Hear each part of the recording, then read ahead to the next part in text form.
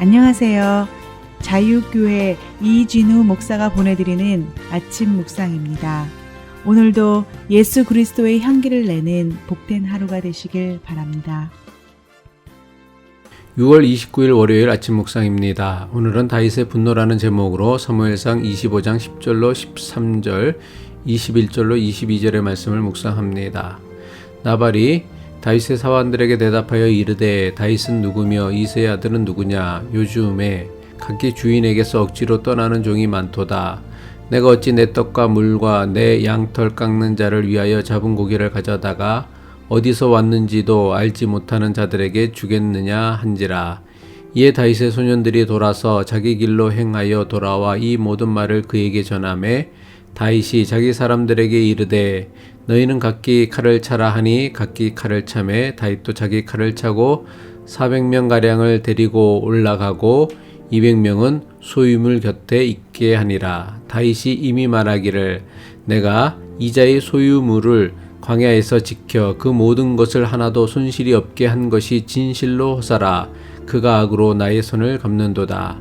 내가 그에게 속한 모든 남자 가운데 한 사람이라도 아침까지 남겨두면 하나님은 다윗에게 벌을 내리시고 또 내리시기를 원하노라 하였더라.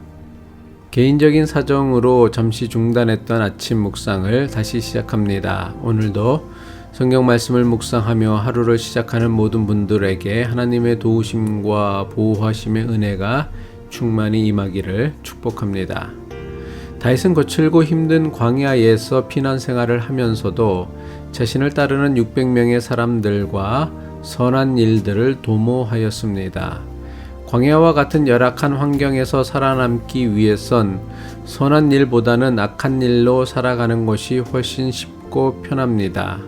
하지만 다윗은 열악한 광야라는 환경에서도 쉽고 편하게 생존하는 길을 선택하지 않았습니다. 비록 어렵고 힘들지만 옳고 바르게 생존하는 길을 택하였습니다.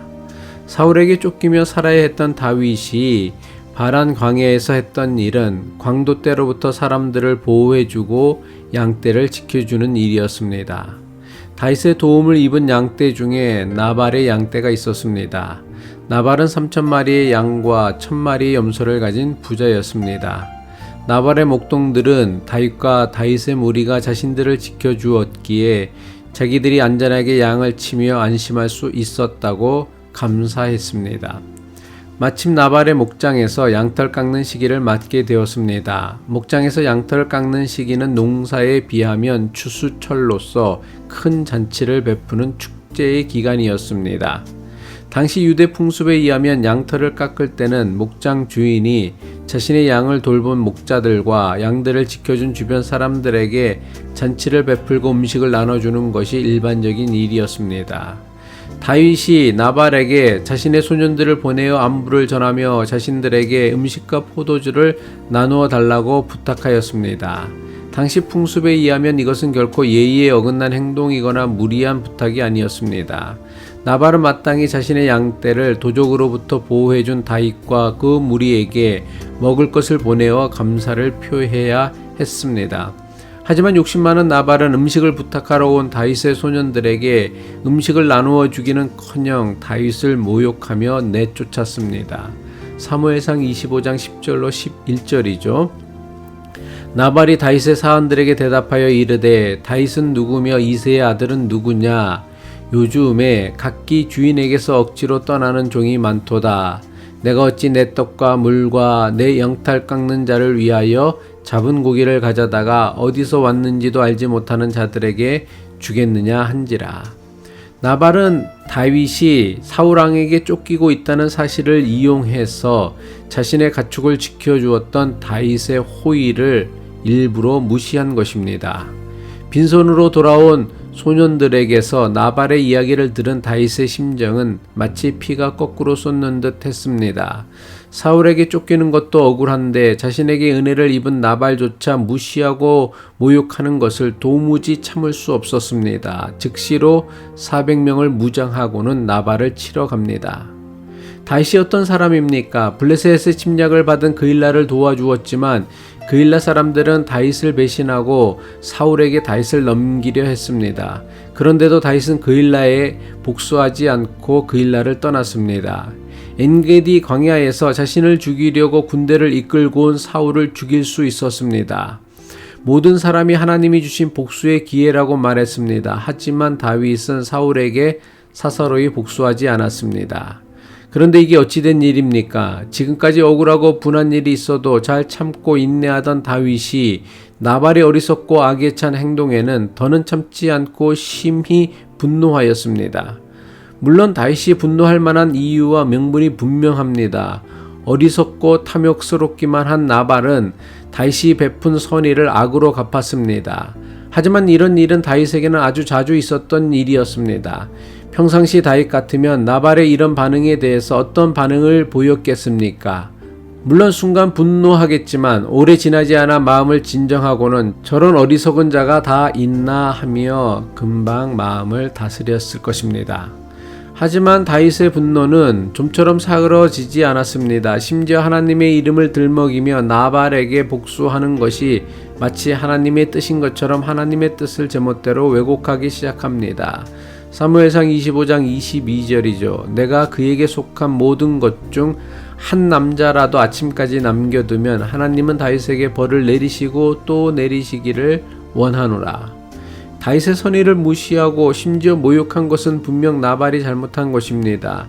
하지만 나발의 잘못 때문에 나발과 그 식구를 다 죽이고 그의 식솔들까지 다 죽일 만큼 엄청난 죄는 아니었습니다.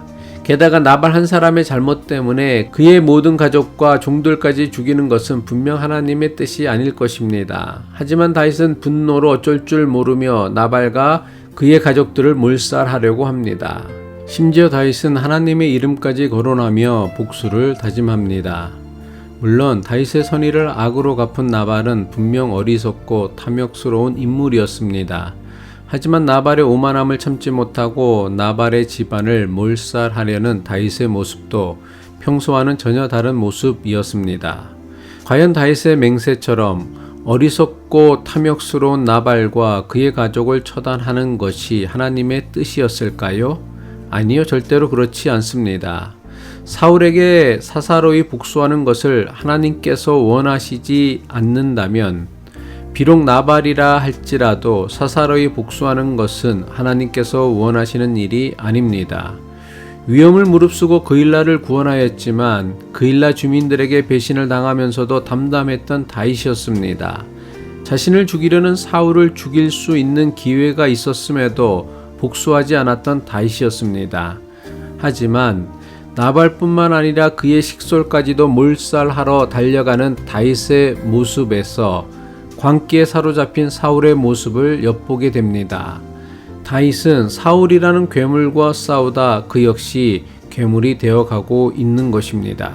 성경은 우리에게 권면하기를 악을 악으로 이기려 하지 말고 선으로 악을 이기라고 했습니다. 로마서 12장 17절이죠. 아무에게도 악을 악으로 갚지 말고 모든 사람 앞에서 선한 일을 도모하라. 로마서 12장 21절이죠. 악에게 지지 말고 선으로 악을 이기라. 악을 악으로 대응하면 결국 악한 사람과 똑같이 악해지고 맙니다. 악을 악으로 이기면 아무리 악을 처단했다고 해도 결국 똑같은 악인이 되고 맙니다. 이것은 결코 악을 이긴 것이 아닙니다. 악을 이기려고 악한 방법으로 악과 싸우다 결국은 악에 지고 만 것입니다. 기도드리겠습니다. 날마다 우리와 동행하시는 하나님, 광야와 같은 힘든 시절을 보내고 있는 연약한 우리를 긍휼히 여겨 주옵소서. 선의를 악으로 갚는 어리석고 탐욕스러운 이들로 인해 분노에 사로잡혀서는 불필요한 실수를 하지 않도록 우리의 마음을 잘 다스릴 수 있는 영성을 주옵소서. 예수 그리스도의 이름으로 기도합니다.